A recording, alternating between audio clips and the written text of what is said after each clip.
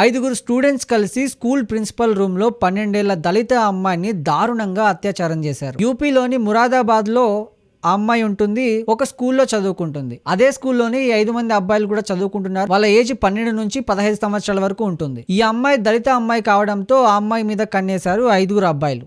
ఇక ప్లాన్ ప్రకారమే ఆ అమ్మాయిని తీసుకెళ్లి ఒకరోజు ఎవరు లేని సమయంలో ప్రిన్సిపల్ రూమ్ లోకి తీసుకెళ్లారు. ఈ అమ్మాయి కొంచెం బాగుండటం, ఈ అమ్మాయి దళిత అమ్మాయి కావడంతో దాన్ని ఆసరాగా తీసుకొని 5 మంది అబ్బాయిలు ఆ అమ్మాయి మీద కన్నేశారు.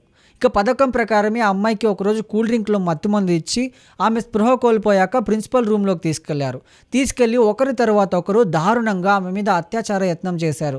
అది చేసిందే కాక ఆ చేసిన మొత్తాన్ని వీడియో తీసి సోషల్ మీడియాలో కూడా పెట్టారు. తర్వాత ఆ అమ్మాయికి మెలకు వచ్చిన తర్వాత గట్టిగా అరిచింది. అక్కడ ఉన్న వాళ్ళంతా వెళ్ళిపోయారు. తర్వాత ఆ అమ్మాయి ఇంటికెళ్ళి దిగులు పడుతూ ఉంది. అసలు ఏం జరిగిందని వాళ్ళ అమ్మ ఎన్నిసార్లు అడిగినా కూడా ఆ అమ్మాయి ఏం చెప్పట్లేదు. పక్కింటి వ్యక్తి ఆ అమ్మాయి వాళ్ళ అమ్మకి ఆ సోషల్ మీడియాలో వచ్చిన వీడియోను చూపిస్తే అప్పుడు అర్థమైంది ఆ అమ్మాయిని 5 మంది కలిసి రేప్ చేశారని. తర్వాత వాళ్ళ అమ్మ ఆ అమ్మాయిని తీసుకెళ్లి పోలీస్ స్టేషన్కి వెళ్ళి కంప్లైంట్ ఇచ్చింది.